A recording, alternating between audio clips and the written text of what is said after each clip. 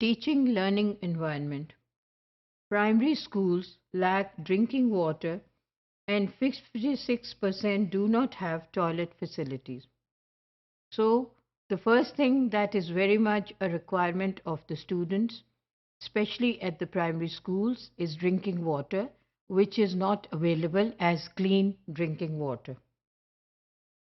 56% of these primary schools do not have toilet facilities. 33% of government primary schools are without electricity, according to the report EMIS 2006-2007 by AEPAM.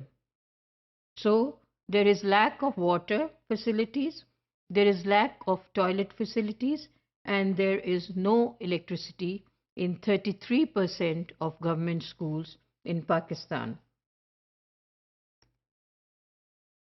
All this is going to affect the teaching learning environment in the primary schools.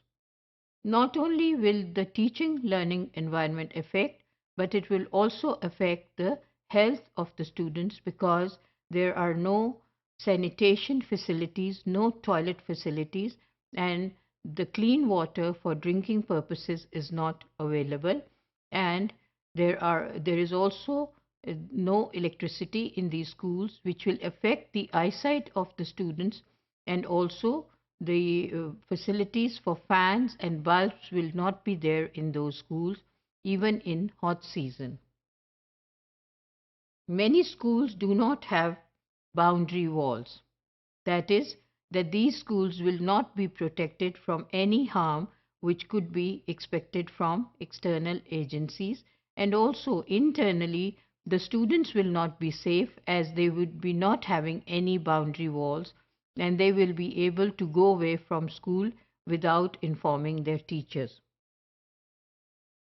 Under these circumstances, not enough is being done to address quality aspects, particularly for the provision of required teaching learning environment and facilities to meet developmental needs of young students.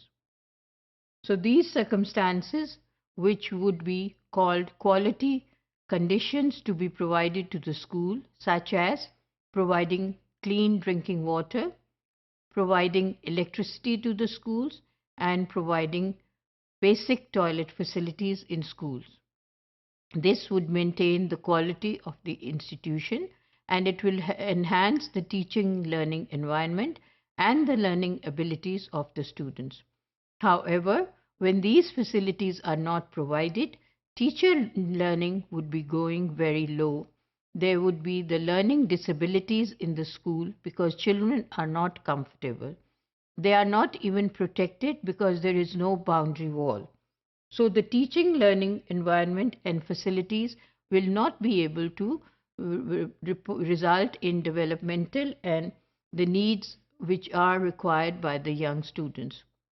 Therefore, it is a dire need for the government to look into these aspects and provide these quality aspects to the school so that teaching learning environment is enhanced and students are able to learn because they are comfortable and their health is being taken care of and they are not falling sick or they are not being absent from the school because they do not have these facilities in the school. If these facilities are provided, the students would be motivated to come to school because there are better circumstances and conditions which make them comfortable, and they will also start learning in that environment. On the contrary, if these facilities are not provided, the students will not be motivated to attend the school, and the high rate of dropout will result into this, and also there will be many students who would be taking leave from the school or being absent, and this will also affect the teaching learning environment. Therefore, these are the priorities that have to be taken care of by the government, especially in the government schools. Also, in the private schools, there should be a legislation that all these things are provided to the students in order to have a teaching learning environment which best fits the learning of the students, and they are motivated and comfortable in the school circumstances and conditions.